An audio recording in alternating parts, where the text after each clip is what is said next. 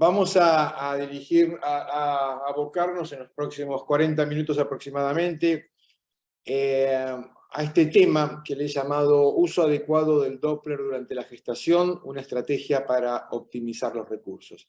Y creo que imaginarán que esto está vinculado con a veces el mal uso, la mala educación y el desconocimiento de cuáles son las aplicaciones.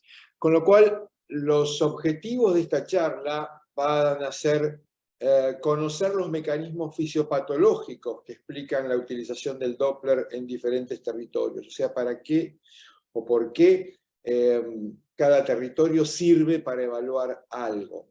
En base a eso vamos a poder tener una base clara, apoyada en la evidencia, de cuál es la indicación, conociendo cuál es la fisiopatología y conociendo qué nos puede ayudar el Doppler a interpretarla, vamos a entender cuáles son las aplicaciones, las indicaciones que tiene el Doppler. Y por otro lado, vamos a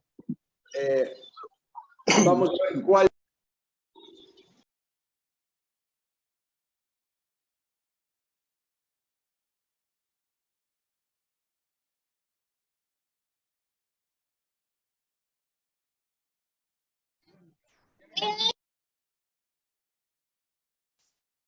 Finalmente, un poco a partir de la experiencia de diferentes charlas, vamos a incluir una serie de preguntas frecuentes. Por ahí estoy robando un poquito el papel a ustedes de interrogadores, pero bueno, siempre hay más para hacer, más allá de las que yo les pueda proponer.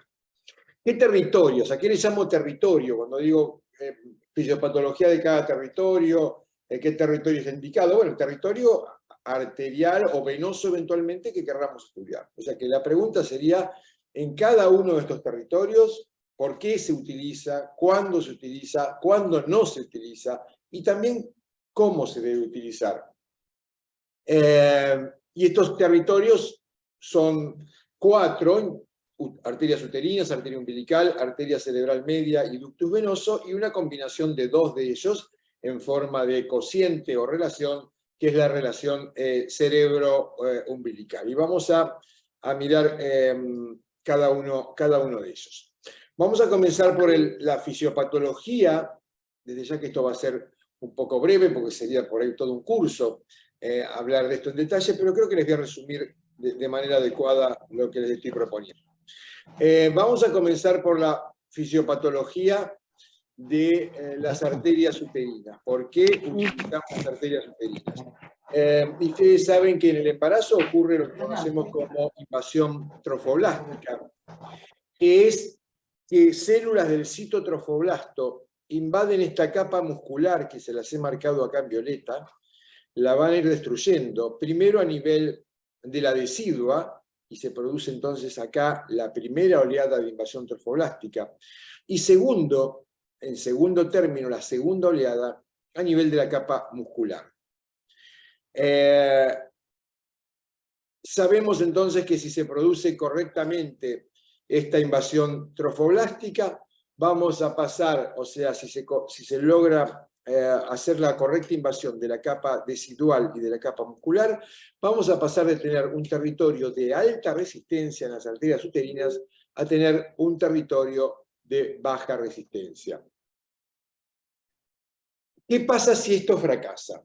Y algo que en general creo que todos sabemos, que está vinculado con la preeclampsia y restricción de crecimiento intraútero, pero lo que a veces no sabemos correctamente es qué pasa si fracasa la primera oleada y qué pasa si fracasa la segunda oleada. Si fracasa la primera oleada de invasión trofoblástica, o sea, no se produce invasión trofoblástica a ningún nivel, ni en la capa decidual ni en la capa muscular, esto y sobre todo si ocurre en un trayecto, en un territorio importante, va a redundar en una muerte embrionaria precoz. Ahora, si la primera oleada sí se produce, pero la que no se produce es la segunda oleada de invasión trofoblástica, esto es lo que habitualmente ocurre cuando asistimos a fenómenos de preeclampsia y restricción de crecimiento intraútero. Por eso, entendiendo esa fisiopatología, es que sabemos ahora cuándo puede aplicar la arteria uterina, como vamos a ver luego cuando hable de indicaciones. Pero resumiendo ahora, comencemos diciendo que va a servir para el tamizaje de preeclampsia y también en la restricción de crecimiento intraútero, tanto en el diagnóstico como en el seguimiento y hasta en la toma de conductas, de manera muy leve, no tan importante, pero también en la toma de conducta. ¿Qué con la arteria umbilical ahora? ¿Cuál es la fisiopatología que nos explica por qué usaría la arteria umbilical y para qué? Bueno, por lo pronto la arteria umbilical no sirve para tamizar preeclampsia, entonces la indicación de usarla para ver si la paciente va a desarrollar preeclampsia o no, no es adecuada. ¿Y cuál es la importancia de la arteria umbilical? Bueno, que refleja cuál es la resistencia placentaria. Y al reflejar la resistencia placentaria, lo que me está mostrando es cómo está el estado de suficiencia vascular de la placenta. Y esto es importante entenderlo. En la arteria umbilical yo lo que evalúo es si esta placenta está totalmente vascularizada y con su territorio vascular permeable o no.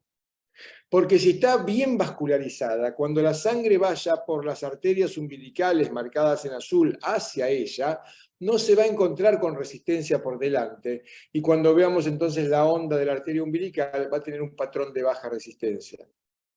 Ahora, si estamos frente a la insuficiencia placentaria, donde empiezan a aparecer fenómenos, obviamente esto va a redundar en que imaginamos ante esta baja resistencia que vuelve por la vena un buen flujo y por lo tanto nuestro feto tiene un correcto aporte de oxígeno y de nutrientes. Ahora bien, si esta placenta empieza a sufrir fenómenos de isquemia y de trombosis, la sangre que quiere llegar hacia ella por las arterias umbilicales no lo logra adecuadamente, se encuentra con una resistencia aumentada. Y esa resistencia aumentada nos la refleja el Doppler de la arteria umbilical. Cuando yo veo que algo me está frenando, cuando algo está frenando el flujo hacia la placenta por esta insuficiencia vascular, significa entonces que esta placenta le está faltando territorio y eso lo voy a ver reflejado en la forma de onda de la arteria umbilical. Con lo cual, está claro, es cierto que podemos decir que la arteria umbilical refleja el estado de esa placenta, refleja la suficiencia vascular. Por lo tanto, uno podría asumir que estamos frente a un elemento muy útil, que es la arteria umbilical, que cuando la placenta esté perdiendo territorio, nos va a dar información. Y eso es parcialmente así. ¿Por qué parcialmente así? Porque sabemos que hasta que no se produce el compromiso de más de un tercio de la superficie placentaria, no vamos a tener repercusión en la arteria umbilical. ¿Qué quiero decir con esto? Que si yo solamente perdí un cuarto de placenta, la arteria umbilical todavía se va a mantener dentro de límites normales. Por lo tanto, insisto, es posible tener una insuficiencia placentaria leve y no tener ninguna información en la arteria umbilical. La insuficiencia placentaria leve es lo que se presenta clínicamente como el retardo de crecimiento o la restricción de crecimiento tardía, la que diagnosticamos más tardíamente después de las 32 semanas, que tiene un compromiso leve y que, quiero que recordemos esto para ir entendiendo lo que viene, no va habitualmente a manifestarse en la arteria umbilical. Estamos ante esta situación. Desde ya que cuando el compromiso de la placenta esté aumentando, entonces vamos a tener patrones con índices de pulsatilidades aumentados, cuando superemos el 30% de compromiso, y cuando se supere el 60%, un patrón de flujo ausente o reverso en la arteria umbilical. Con lo cual, cuando vamos a ver luego en indicaciones, ¿cuándo yo voy a estudiar la arteria umbilical en un feto? Y bueno, la voy a estudiar cuando sospeche un crecimiento inadecuado. Por ejemplo, cuando estemos frente a un feto con bajo peso para su edad gestacional, un pequeño para la edad gestacional. Y una vez descartado un mecanismo fetal, una patología fetal, infecciosa, cromosómica, etc. El Doppler arteria umbilical siempre fue el marcador de oro para diferenciar entre una restricción de crecimiento por insuficiencia placentaria y un feto pequeño constitucional. Desde ya que sigue siendo cierto que siempre que hay un compromiso de la arteria umbilical, entonces ese mecanismo seguramente que está produciendo la restricción de crecimiento es un fenómeno placentario. Ahora, cuando la arteria umbilical no muestra alteración, puede ser que el feto sea un feto sano constitucional, pero también puede tratarse de una restricción de crecimiento leve o tardía. Por lo tanto, las aplicaciones de la arteria umbilical van en la restricción de crecimiento intraútero, sobre todo para el diagnóstico, el seguimiento en las formas más tempranas y la toma de conducta. Y vuelvo a repetir, en las formas tempranas, porque en las tardías raramente se va a alterar. Pasemos a otro territorio, el Doppler de la arteria cerebral media, y qué es lo que tenemos que saber para entender cuándo la vamos a aplicar. Bueno, tenemos que saber que la fisiopatología es la respuesta que tiene este vaso a la hipoxia. Frente a un estado de hipoxia fetal, va a haber muchos parénquimas que se van a modificar a través de una vasodilatación para permitir un mayor flujo, y que son el cerebro fetal, las suprarrenales, el vaso, las arterias coronarias y la arteria hepática. De todos estos territorios de los que se ha documentado la vasodilatación en respuesta a la hipoxia, lo más sencillo de explorar es el cerebro, y dentro del cerebro el vaso más estudiado y del cual hay mucha evidencia es la arteria cerebral media, que va a pasar de tener un patrón de alta resistencia a un patrón de baja resistencia. Por otra parte, sabemos también que el Doppler de la arteria cerebral media, no a través del índice de pulsatilidad, sino a través de su velocidad máxima, permite una buena detección con una baja tasa de falsos positivos de anemia fetal. Esto fue lo propuesto por Giancarlo Mari en sus investigaciones y publicado en el año 2000, y ahora muy aplicado en el manejo de los fetos anémicos y también en el embarazo gemelar para el manejo de los fetos con transfusión feto-fetal, sobre todo con el síndrome de anemia policitemia. Por lo tanto, en base a esta fisiopatología, ¿cuáles son las aplicaciones que luego vamos a ver de la arteria cerebral media? El seguimiento de la restricción de crecimiento y no el diagnóstico, porque tanto en la forma precoz como en la temprana hay elementos que se van a alterar antes que la arteria cerebral media, o sea que generalmente va a tener más utilidad en el seguimiento más que en el diagnóstico. Cuando un feto tiene una insuficiencia placentaria precoz severa, habitualmente el diagnóstico lo hizo la arteria umbilical. Y cuando es tardía, leve, el diagnóstico, como vamos a ver en breve, lo va a hacer la relación cerebro-umbilical o las arterias uterinas. Y hablando de relación cerebro-umbilical, es el próximo, ya no es un territorio, sino como dijimos, es el cociente entre dos territorios, el de la cerebral y el de la umbilical. Y voy a tratar de explicarlo con este gráfico. Suele haber dudas con respecto a la relación cerebro-umbilical, y en muchas ocasiones cuando pregunto si es un marcador severo hay bastante controversia o dudas en las respuestas. Y para explicarlo he puesto entonces acá una placenta que la marqué toda roja, indicando que está totalmente permeable, está con un 100% de suficiencia. Y todos sabemos que en una placenta que está totalmente suficiente, la arteria umbilical muestra un índice de pulsatilidad bajo. Y la arteria cerebral media, como no está frente a un fenómeno de hipoxia, muestra un índice de pulsatilidad elevado. Es por eso que si hacemos el cociente entre este valor y este valor, me va a dar valores habitualmente por encima de la unidad, por encima de 1, porque el numerador es más alto que el denominador. Ahora bien, si este feto va transitando hacia la...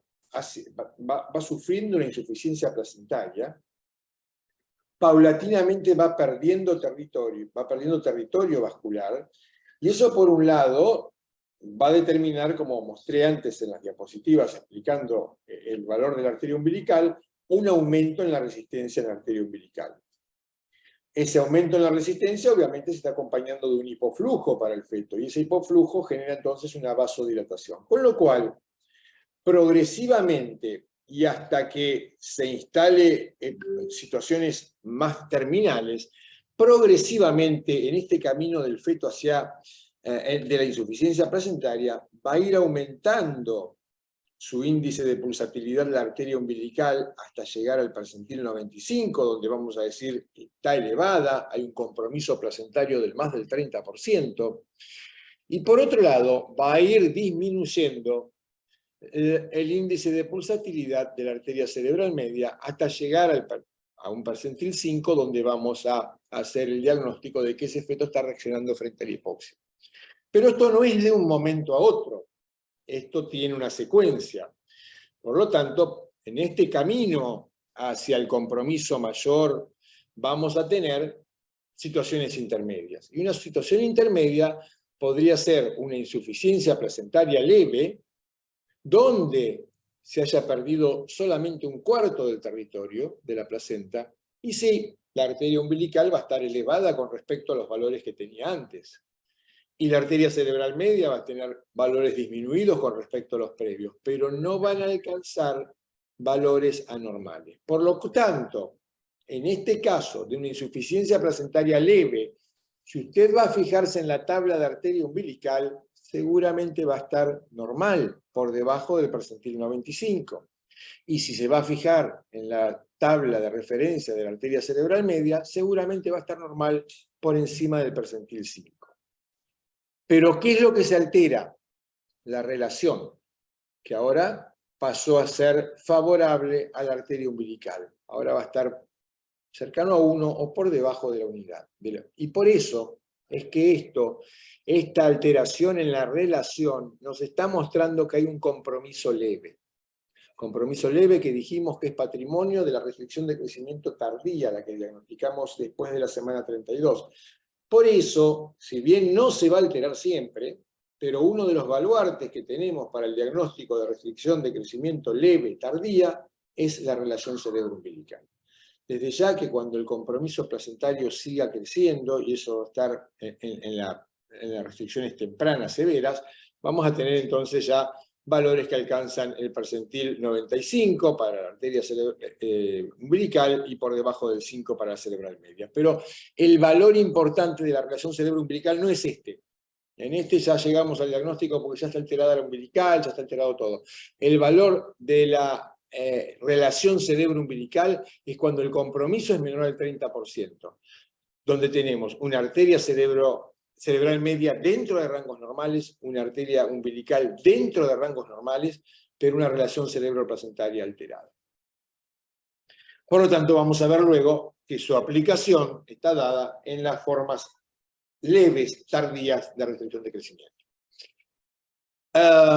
¿Qué pasa con el ductus venoso fetal? Resumiendo, también tendríamos para una charla de más de 1 hora sobre esto, pero sabemos que el ductus venoso deriva sangre que llega por la vena umbilical correctamente oxigenada hacia el corazón izquierdo. Atravesando el foramen oval, va a ir a la aurícula izquierda, ventrículo izquierdo, para ir a nutrir a territorios que más lo necesitan, como son el cerebro y el miocardio, a través de la aorta ascendente.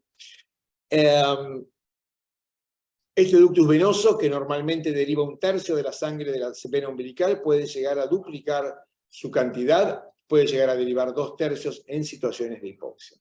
Normalmente sabemos que tiene una onda trifásica, y lo importante es que refleja una sobrecarga cardíaca fetal. Por eso, y además sabemos en primer trimestre que tiene una vinculación con anomalías cromosómicas. Por lo tanto, se va a poder aplicar en el primer trimestre y también en la restricción de crecimiento temprana, precoz. ¿Por qué? Porque es un indicador de insuficiencia cardíaca. Y es el feto con una restricción de crecimiento severa, temprana, el que tiene la problemática de la insuficiencia cardíaca. Y por eso el ductus venoso va a ser el mejor indicador terminal. En un feto en el que estamos luchando contra la prematurez, es el ductus venoso el que nos va a señalar: este feto está llegando a su límite, este feto ya tiene una insuficiencia cardíaca, tiene compromiso hipóxico en varios tejidos y está cercano a la muerte. Por lo tanto, uno sabe que es el momento en que tal vez tenga que tomar una conducta. Esto ha sido la fisiopatología. Y como les dije, lo que uno quiere es que mi propósito en esta charla es que a partir de la fisiopatología ustedes tengan claro cuándo indicarlo. Bueno, si esto sirve para esto, lo voy a utilizar en esta situación. Y no la voy a utilizar en esta porque no me va a dar información. Y si están recordando bien esta parte de la charla, van a saber contestar algunas de las preguntas frecuentes que yo mismo he puesto al final. Indicaciones. Bueno, terrible indicación, tal vez una de las más importantes, en la restricción de crecimiento fetal. Y vamos a hacer un poco de historia, para saber qué es lo que ya no va y por qué, porque hemos estudiado la fisiopatología. Peso fetal o circunferencia abdominal por debajo del percentil 10. Asumir que todo feto que está por debajo del percentil 10 está enfermo, con restricción de crecimiento fetal, y que todo el que está por encima del percentil 10 está sano, ya sabemos que no es coherente. Porque va a haber fetos que pesan menos del 10, pero son constitucionalmente pequeños, y va a haber algunos que están por encima del 10, pero no han cumplido con su patrón de crecimiento. Por lo tanto, este concepto no va más. Sobrevino luego el estudio Porto, que nos mostró que a los fetos que peor les iba, entre los fetos de bajo peso, eran aquellos que tenían muy bajo peso, o que tenían un peso por debajo del percentil 10, pero por encima del 3, pero con arteria umbilical alterada. Entonces, esto quedó como definición. Todo feto que tenga un peso por debajo del percentil 3, y eso lo seguimos admitiendo, o que tenga un peso fetal por debajo del percentil 10 con arteria umbilical anormal, es una restricción de crecimiento. Y está bien, como definición inclusiva está bien, pero se está olvidando esta definición o este concepto de que en la insuficiencia placentaria leve no tenemos compromiso de la arteria umbilical. Entonces tampoco alcanza del todo solamente la arteria umbilical para la definición. Sí para las formas severas, pero no para las formas leves. Las formas leves va a haber que identificarlas de otra manera. Entonces llegó la clasificación que, bueno, se la llama un poco equívocamente clasificación Delphi. En realidad Delphi es una metodología, pero bueno, como el estudio tuvo esa metodología, se la conoce a veces familiarmente como la definición Delphi. Esto no va más, y la definición que se plasmó a partir del estudio Delphi de la doctora Gorshin fue esta: diferenciar entre el precoz y el tardío, por un lado, que no hacían las propuestas anteriores. Y el precoz, bueno, desde ya si es placentario, ausencia de anomalías congénitas, hasta las 32 semanas, e incluye la circunferencia abdominal o peso fetal estimado por debajo del percentil 3, o bien circunferencia abdominal, peso por debajo del 10, pero combinado con uterinas por encima del 95 o umbilical por encima del 95. Agrega las arterias uterinas. ¿Qué queda para la restricción tardía? Y bueno, imaginamos, si vamos siguiendo la presentación, que algo tiene que cambiar, porque dijimos que en la tardía la arteria umbilical no suele alterarse, entonces no me va a servir la arteria umbilical como diagnóstico. Sí me sigue sirviendo el peso o el abdomen por debajo del percentil 3. Peso o abdomen por debajo del percentil 3 es siempre diagnóstico de restricción de crecimiento, porque tiene una alta asociación con mal resultado perinatal, con lo cual, sea cual sea el momento, lo podemos asumir como diagnóstico. Pero ¿qué pasa si el peso está entre el 3 y el 10? Bueno, ahí vamos a incorporar otras otros indicadores, como son la caída en la curva de crecimiento en 2 cuartiles. 2 cuartiles son 50 percentiles, y 50 percentiles es como caerse del 80 al 30. O una relación cerebro-placentaria por debajo del percentil 5, o una arteria umbilical por encima del 95. Pero como no era que la arteria umbilical no se alteraba, bueno, pero si se altera, que va a ser muy poco probable, no lo vamos a dejar de tener en cuenta, si llega a ocurrir, pero no es lo que más frecuentemente va a ocurrir. ¿La cerebral media se va a alterar en el tardío? Sí, se va a alterar, pero habitualmente después de que se altere la relación cerebro-placentaria. Por eso no lo ponemos como diagnóstico. Sin embargo, a pesar de esta definición que están viendo ustedes, no es la compartida por todos, tiene modificaciones. Y de lo que más frecuentemente se utiliza es esto que les muestro acá. El tardío, entonces, es aquel que se diagnostica después de las 32 semanas, que algunos utilizan solamente el peso, y acá hay una primera variante, y otros utilizan circunferencia abdominal o peso, donde muchos agregan las uterinas, donde muchos no utilizan la curva de crecimiento, y sí agregan la cerebral media, y sí puede ocurrir la arteria umbilical. ¿Qué para las arterias uterinas en cuanto a indicación? Bueno, un poco lo dijimos, es tamizaje de preeclampsia, y esto es rutina. Esto es aquellos que les gusta usar rutinariamente el Doppler, no lo van a usar o no lo deben usar para la arteria umbilical, pero sí para la arteria uterina en primer y segundo trimestre para tamizaje de preeclampsia. Y también, por lo que acabamos de ver recién, tienen su indicación para diagnóstico de restricción de crecimiento fetal. Entonces, ¿cuándo vamos a aplicar el Doppler de la arteria umbilical? De rutina, jamás. No tiene indicación de rutina el Doppler de arteria umbilical. Si el feto no tiene un compromiso en su peso, en su abdomen o en su crecimiento, no tenemos que hacer Doppler de arteria umbilical. Después, si hay tiempo, me explayo un poquito más sobre esto.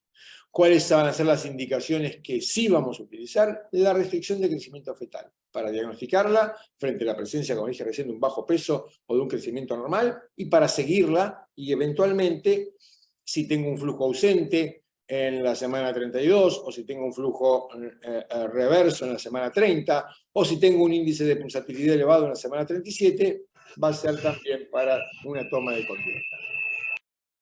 Hay mucha evidencia en cuanto a no usar. De ninguna manera pretendería que digan no tengo que usar el Doppler arteria umbilical porque me lo acaba de decir Jafisi en el webinar. No. Hay metaanálisis que muestran que el Doppler arteria umbilical sirve en embarazos de alto riesgo, sin lugar a duda, pero no se debe usar.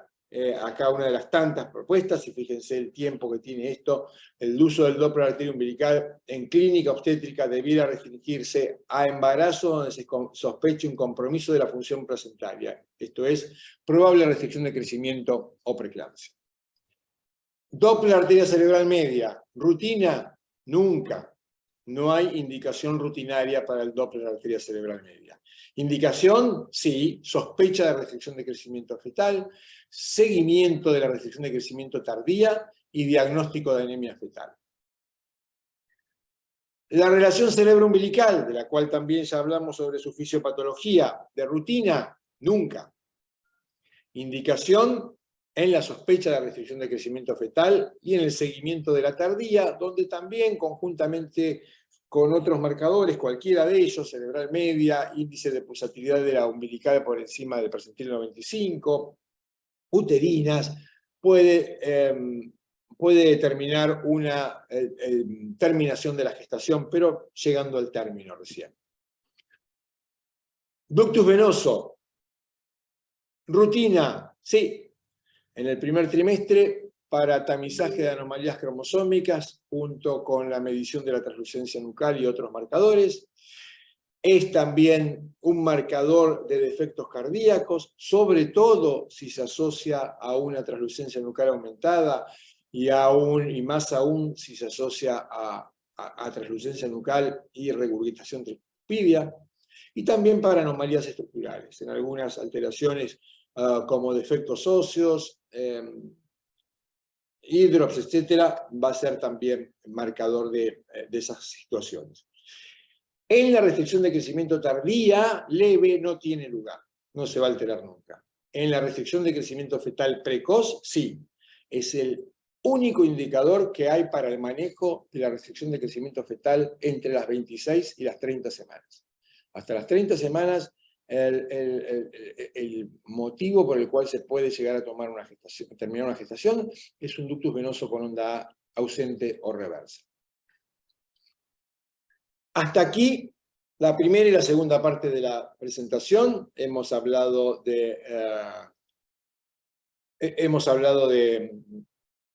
la fisiopatología, hemos hablado de la aplicación de las indicaciones, y vamos a lo que les dije, la tercera parte. Algunas preguntas frecuentes. Entonces, algunas preguntas frecuentes porque está de moda la pregunta y hay una tendencia de todos de que cuando algo empieza a aparecer ya lo queremos hacer, lo queremos aplicar, queremos tomar conducta por eso, y está bueno esclarecerlo.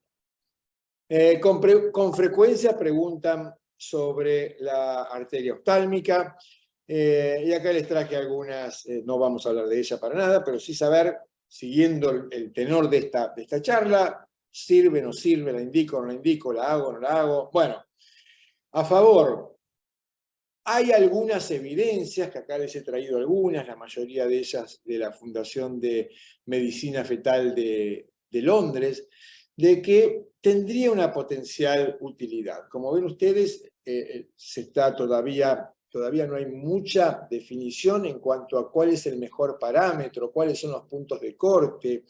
Se han tomado valores para cada uno de esos trabajos, y fíjense que acá lo que está midiendo mucho el grupo del profesor Nicolaides, la forma de onda de la oftálmica es así, con 2 picos sistólicos, un notch y una velocidad de fin de diástole. Y además de evaluar el pico sistólico, el índice de pulsatilidad, también han evaluado la relación entre el segundo pico sistólico y el primer pico sistólico.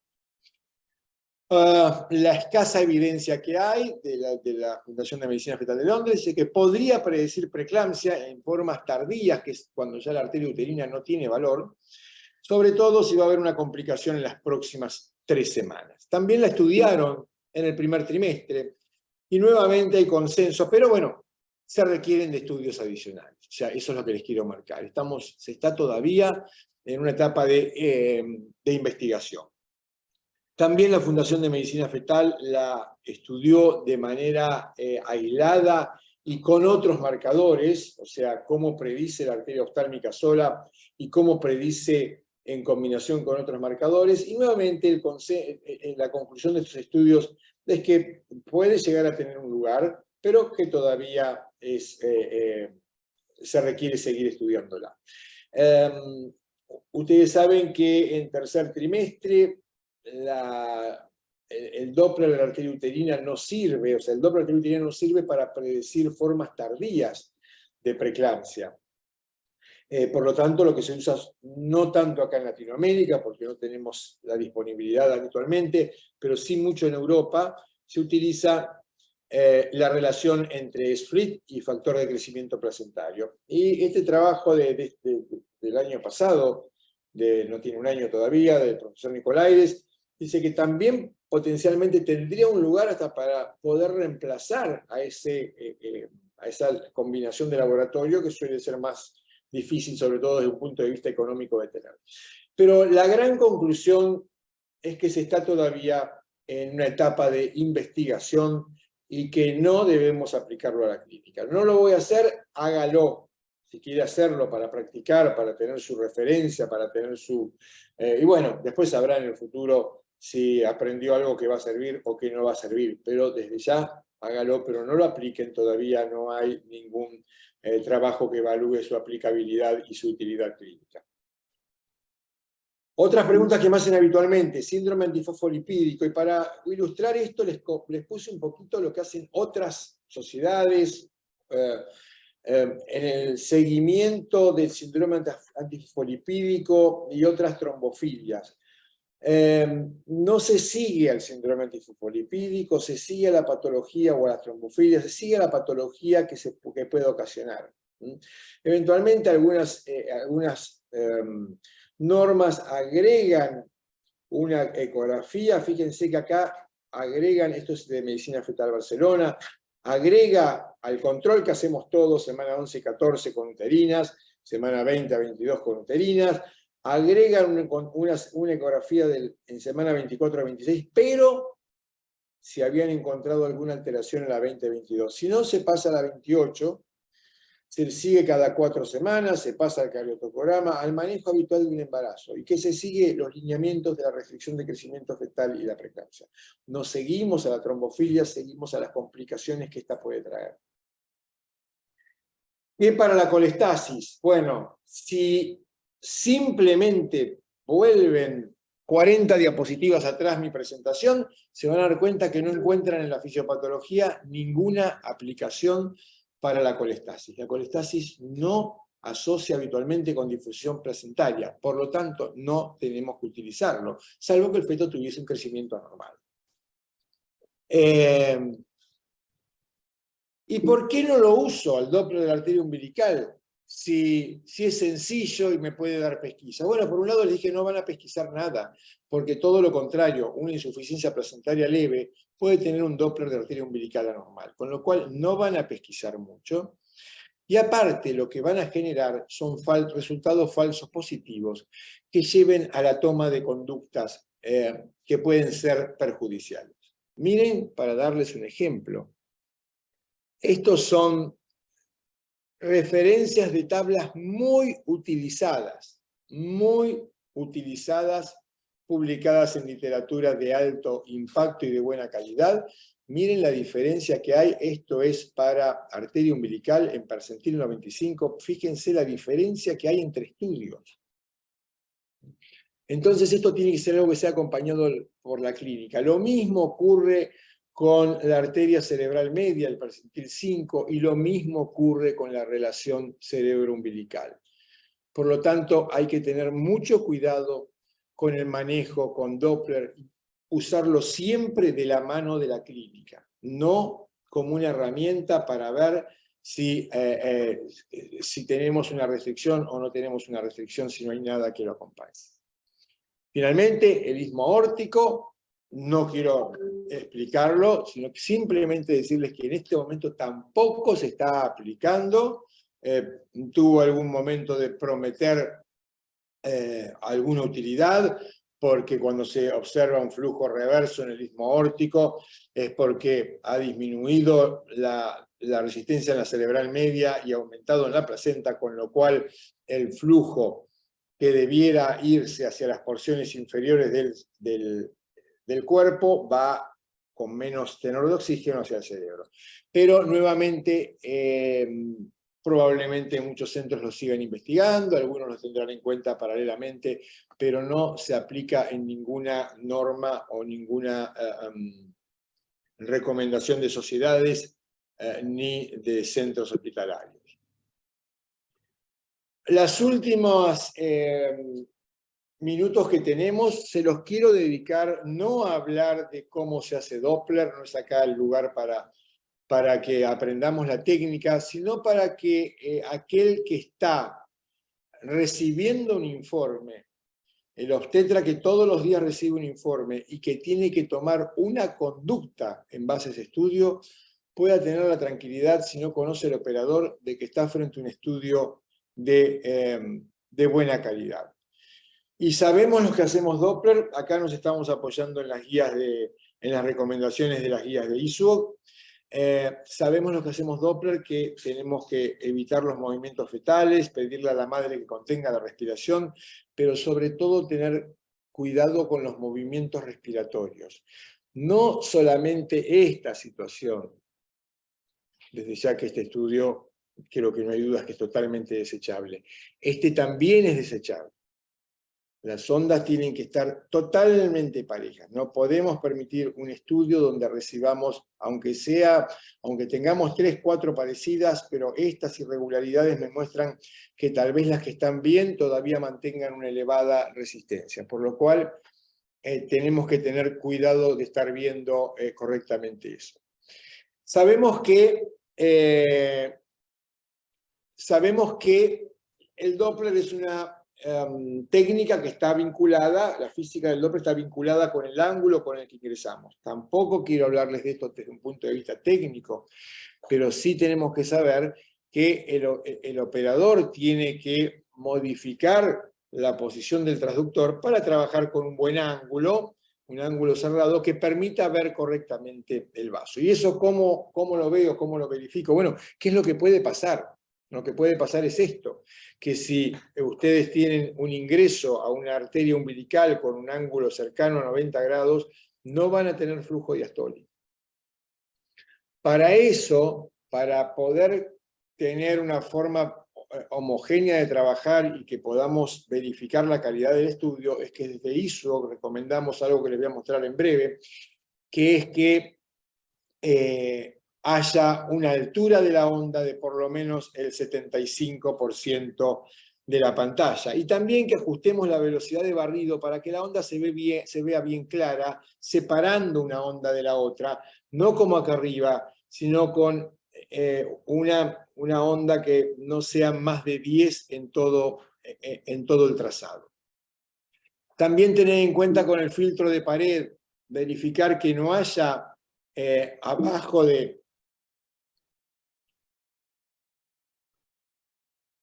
que no haya una banda negra ocultando la diástole, como está ocurriendo acá y como está ocurriendo acá.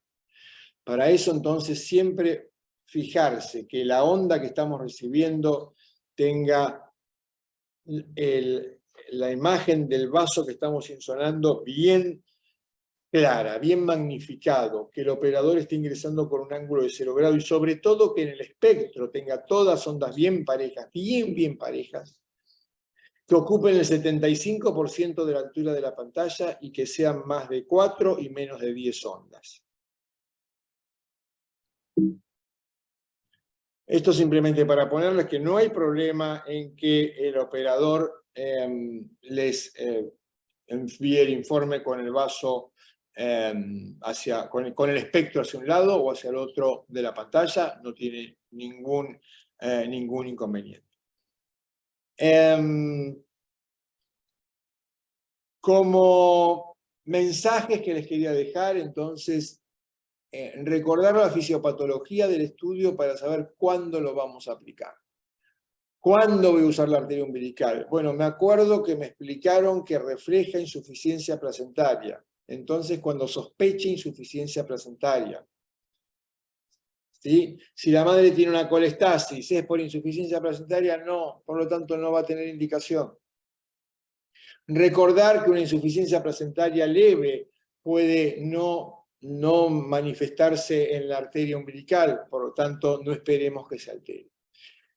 El Doppler en obstetricia tiene pocas aplicaciones rutinarias. Tamizaje en primer trimestre de preeclampsia, ayudar al tamizaje de aneuploidías, tamizaje en segundo trimestre de preeclampsia y sospecha de crecimiento normal. Y no mucho más. Todo el resto va a surgir por indicación. Y siempre verificar la calidad del estudio. Nuevamente, muchas gracias a ustedes por haber estado acá en un mes en que generalmente estamos, sobre todo en mi país, disfrutando del sol y de vacaciones. Y a Minray por la confianza en convocarme más de una vez a participar de estos webinars. De todas maneras, acá voy a parar la pantalla y quedo abierto a algunas preguntas que estoy viendo en el chat que hay. Muchas gracias a vos, Daniel, por esta charla. Sí, como bien decís, hay algunas preguntas. La primera es de Guillermo de la Cruz. Y te pregunta, cuando en las definiciones se toma la CA como criterio, ¿algo práctico sería verificar si la CA ha aumentado un mínimo de 11 milímetros por semana? Bien, Guillermo, son en cierta forma dos situaciones diferentes. Una es tener una foto instantánea de cómo está la circunferencia abdominal.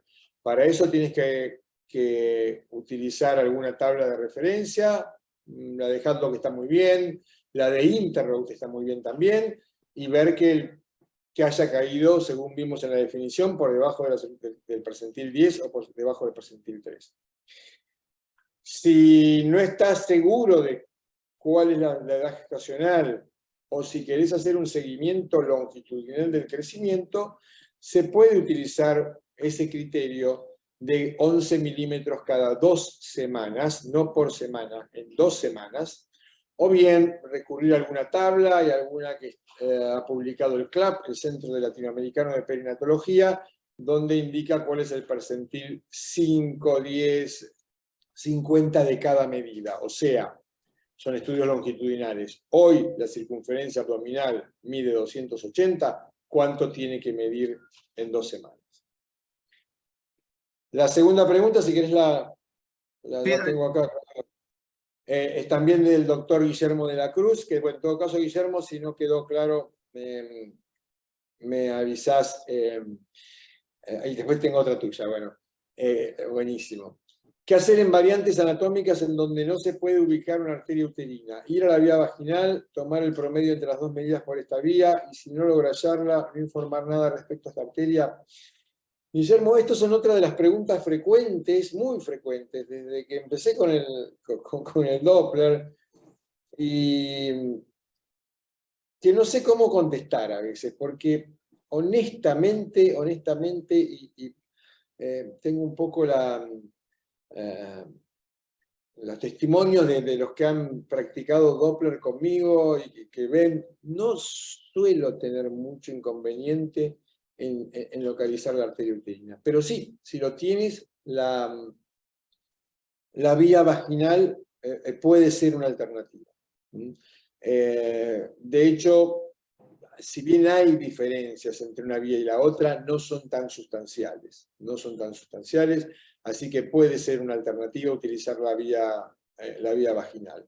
A veces poner un poquito a la paciente de costado, más que una variante anatómica, puede haber también el hábito de la paciente que nos complique, pero en general yo creo que con un poco de práctica y sobre todo de ser tercos, ¿no? De insistir, se va a conseguir. Pero sí, la vía vaginal puede ser una alternativa. Barcelona, sí, lo sé, el ratio 37, ese estudio, ya tiene conclusiones. Yo tenía conclusiones personales del doctor Francis Figueras, a quien admiro y tengo una excelente relación con él, de que le estaba dando nada. O sea, un poco la idea era, ¿nos servirá la relación cerebro-placentaria para tomar conducta? Bueno, y no. Sí es cierto que aquellos fetos que tienen una relación cerebro-umbilical alterada cercano al término, suelen tener un peor resultado perinatal, pero no ha mostrado dar beneficios. Esto a veces es difícil de entender, pero tenemos el tiempo para hacerlo. A ver, un tema es que yo diga, bueno, cuando pasa tal cosa, por ejemplo, cuando el feto tiene una insuficiencia placentaria leve, la relación cerebro-placentaria está alterada. ¿Es cierto? Sí, es cierto. Ok. Ahora bien, si yo utilizo la relación cerebro-placentaria para terminar los embarazos, ¿voy a tener un mejor resultado que si no lo hubiese utilizado? La respuesta es no. Entonces, no sirve usarla.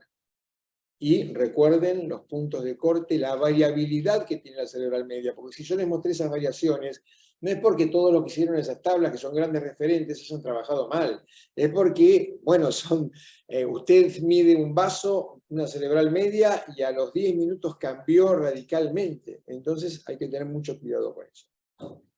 En el embarazo prolongado, no he visto evidencias que se decida una inducción a través del Doppler. Si el feto creció mal, lo de siempre. Si el feto creció mal, si el feto tiene un peso bajo, sí va a estar indicado, pero solamente por el por el embarazo prolongado, va a ser más útil seguirlo con los métodos convencionales que con el Doppler. Bien. No ¿Alguien sé si tiene alguien alguna quiere otra hacer alguna otra pregunta? pregunta. ¿Alguien más que quiera hacer una otra pregunta al doctor Cafisi? Acá veo un saludo. Guillermo, bueno, seguramente si te viera me acordaría de ti, pero bueno, siempre me han tratado muy bien en Lima, así que tengo el mejor de los recuerdos. Bueno, si no hay más preguntas, damos finalizado por hoy este webinar. Muchas gracias, Daniel, muchas gracias a todos por participar. Les recuerdo que este webinar lo van a poder ver si quieren de nuevo, o si quieren alguna otra persona que conozcan que no se haya podido conectar, lo pueden ver en nuestro portal de MAcademia. Así que muchas gracias a todos y a todas por participar. Gracias. Hasta luego.